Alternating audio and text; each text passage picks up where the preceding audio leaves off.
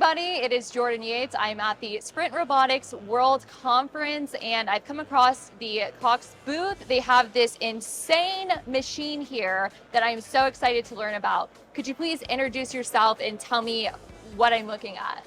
Oh, thank you. So my name is Juraj Mudrak. I'm with KOKS Robotics and we are bringing this machine first time to the US market.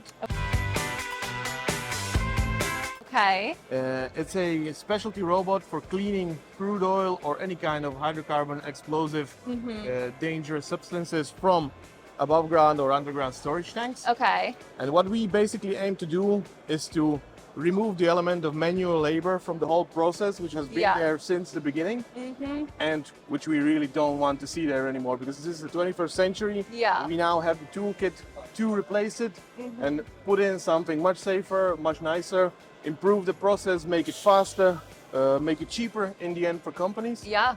So we reduce the personnel overall. But what the machine here represents, it's the culmination of several years of R&D. Okay. The machines in Europe, we certify them to ATEX Zone 0 standards. And now for the first time we have certified them to the US UL standard. Ooh. Class 1, Div 1, fully certified. Nice. So US companies will now have the availability of a toolkit to replace manual labor in their cleaning operations. Yeah. We ourselves are really not a service provider. We don't aim to sell our service in the US. We aim to sell the equipment. We make it commercially available. So look us up. And I encourage everyone who finds this interesting in their process to reach out. Be happy to tell you more about it, really.